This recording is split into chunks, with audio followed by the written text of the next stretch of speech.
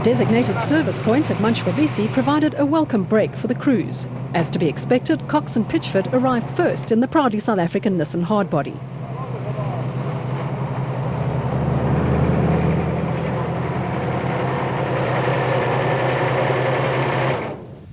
I'm just keeping it at a nice pace, trying to go as fast as I can go, but you know, we've got to look after the car. It's another 500 kilometers, so there's 250 to go, and there's a problem with one of the drive shaft boots have been cut by either a branch or something, so there's grease come out of the CV. But they'll change it now, and we'll carry on. So we just got to keep it together to the end. I mean, don't do anything stupid.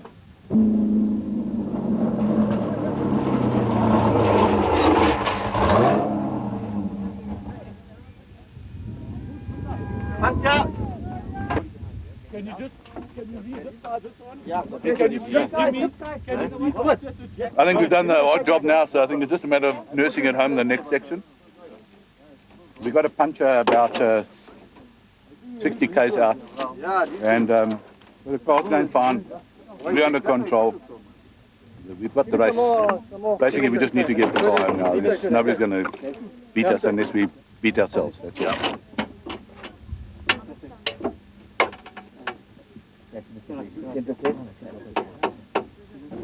There is pressure to get home in one piece. Yes. That will never go until we see the checkered flag. It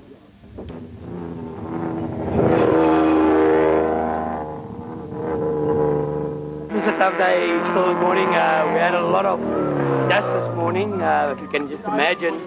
But we just kept it cool, and we passed the guys one by one, and about 80 kilos from here, we probably passed Gavin Cronje. So we're happy to, sounds like we're second in here. The Castrol Toyota Hilux 2.7i of Cronje and Houghton was certainly battle-scarred, but still performing well. The pair were locked in combat with Zamatin and Zwegler, who were marginally in the Class D lead on corrected time. It's been quite hard. We've had a fair amount of dust. Fortunately, Henry Zamatin made a mistake, and we got past him for the second time. Now there's a nice dust cap for me, so no dust at the moment. We just got to keep it like that, keep it on the sand and off the trees, and we should make it to the end. That's what's happened with Mark? We got a note from one of the marshals that he's at gearbox. I don't know, he's retired, something like that.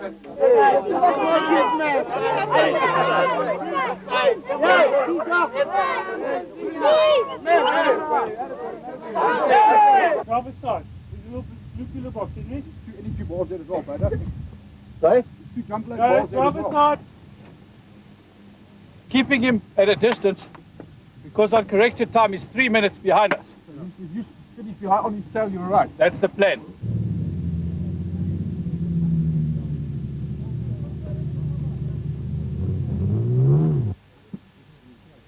Craig, if Dan comes in, we've got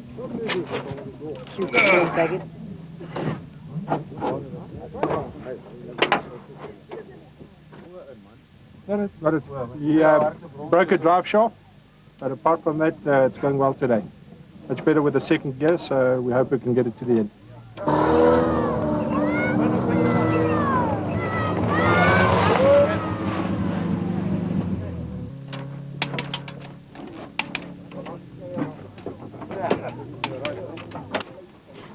Yeah, we just maintaining our pace. We got quite a good lead in our class, so we don't want to break anything. Just trying to keep a steady pace and keep it all together till the end.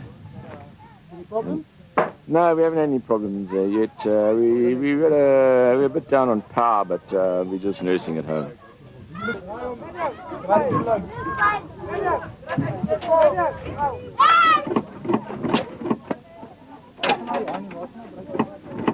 Kom! Ja. Wat wordt nog bereikt? What did push up this? Yeah. You want to get it You away? can bend it up a bit, otherwise you're going to lose the window. Get into this.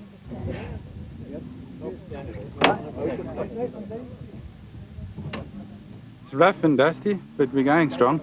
Just got caught up in a tree here now. Damaged the pillar on the other side. Barring a puncture, we've been going strong. We just want to get to the end there, and I'm sure we'll have a position if we make it to the end.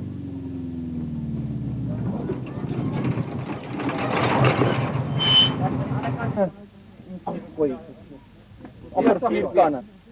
going very well. That's now our fourth section of this 5-section race. We completed it well. Gosh, I got shaken in this last section.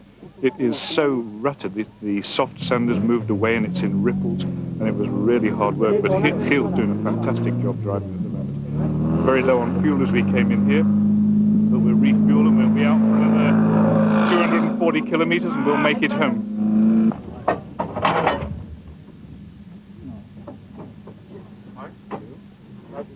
He's gone home. No, it's all the way along. All the full length. It's torn, Richard. Yeah, it's rough, eh? The roads are really been eaten up. We're feeling the pain of being towards the back of it, but we're going for that finish. That's very important. There's still a lot of guys going, and we've got some time to make up, so look forward to the last 270. Yeah, we've had a wheel come off today, and a few other problems with the engine management system, but we're going to overcome that. The peace and tranquility of this rural community was about to be shattered.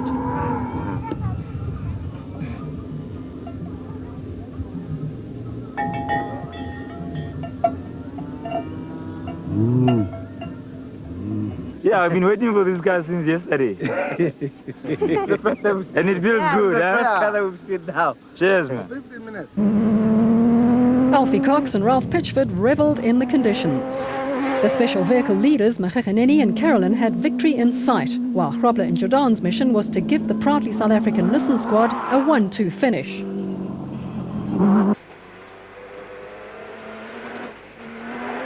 Hy's en 'n kraal deur hierso. Links daar af. Ja.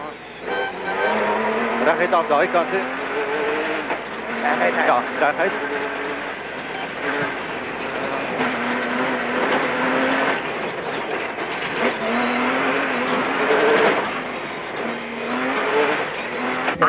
Enjoying the desert race. Gavin Cronje and Robin Houghton were the leading Class D crew on the road, but trailed Zamatin and Zwegler, the actual leaders on corrected time, by over 2 minutes. Zamatin and Zwegler knew the nimbler Toyota Hilux had the measure of their Pajero and had to pull out all the stops to maintain their hard-earned Class D lead.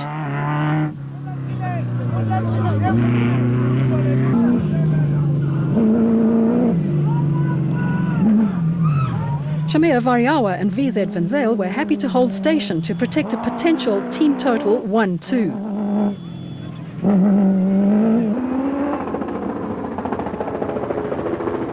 Cox and Pitchford were less than half an hour from the finish and adopted a cautious approach through the donga that put their teammates out of action the previous day.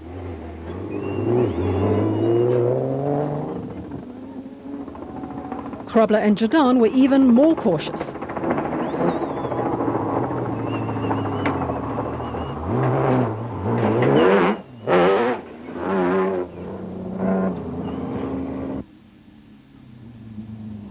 Atang Makhekeneni and Bux Carolyn could smell victory.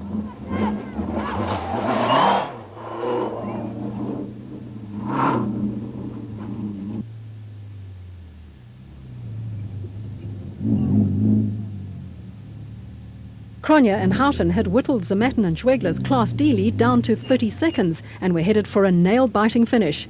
Neither crew had any idea what the other was up to, so it was a case of keeping the pressure up all the way to the finish line.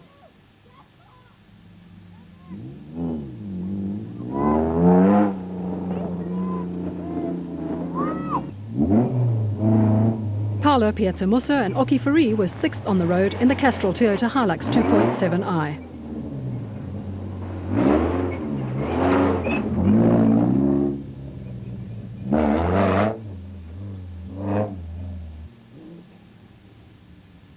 Shamir Variawa and VZ Van Zyl put up an impeccable performance in the Total Porter and were 40 minutes ahead of third place Nick and Ryan Harper in the Audi V8 powered Bat.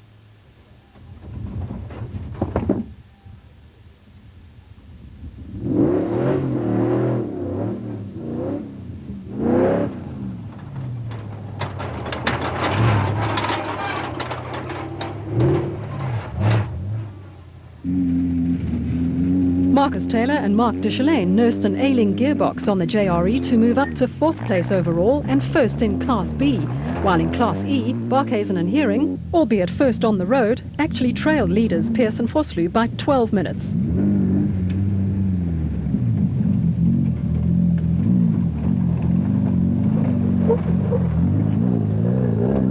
Zane Pearce and Henny Vosloo's Castrol Toyota Hilux 2.7i was unscathed and, barring a good clean run, was ready for another 1,000 kilometres.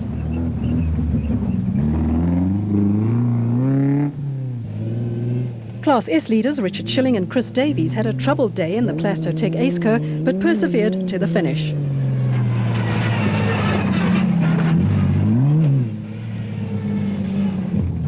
John Thompson and Clinton McNamara in the Mormon Zarco were third in Class B on corrected time and being chased by eventual Class B runners-up Don Thompson and Wally Pooler in the Sandmaster. The unlucky pair could have fared much better had they not been involved in the early morning accident.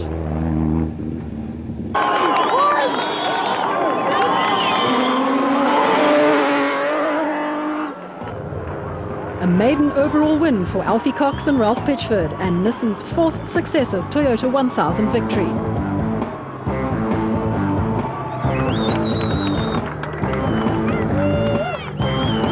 We pushed it as hard as we could, and I'm just over the moon. Ralph's done a fantastic job. I mean, a navigator that I could really ask for. Honestly, never put a foot wrong for the 2 days, and that's what you need. You need a team to make this whole thing come around, and especially the mechanics, they worked hell of a hard, and the hard body's been unbelievable. I mean, we flashed this thing, you can see it, there's just pieces left of it, and we just want some more. A second successive Toyota 1000 victory for Atang Makhekaneni and Bucks Carolyn.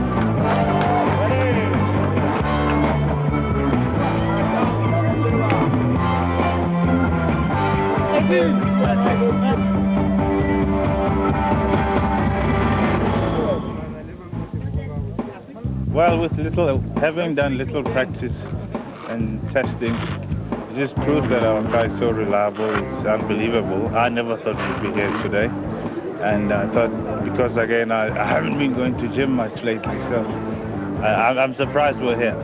As much as I told Gary this morning that if he gets a puncture, we're gone, we're going home. We did it, and I'm glad again to be home to see so many people behind us, and I hope the support for the sport continues to grow.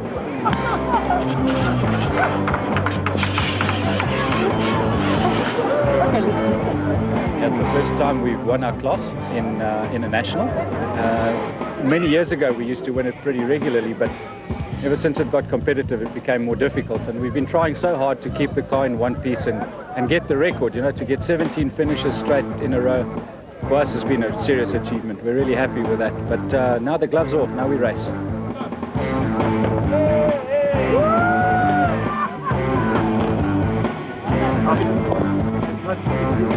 Oh, no, it's a magnificent win, and I put it down to the team of Brian and his crew. I mean, they prepared the car magnificently.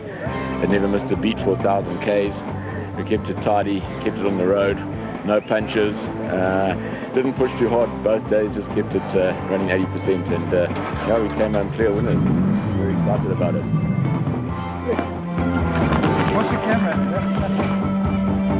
We had a gearbox problem on Friday on the prologue, so we didn't start the prologue, and put our spare gearbox in, expecting to do maybe 100 or 200 Ks yesterday, and we've run the whole event without any problems. We had a slipping clutch, so we had to nurse it a little bit. But otherwise it was an absolutely fantastic event. We enjoyed it thoroughly. We had tried really hard, I say, the first 200-300 Ks yesterday. But then once the clutch started slipping, I realised I was just trying to get it home, and it just seemed that it was a quick enough pace to be in front. We're a bit unfortunate for Ernest Corbett, because really he should have been here. He wasn't well enough to be competing today. And Don Thompson had a clash with Piazza Musa, so that put our main two contenders out. We just really had to get it to the end.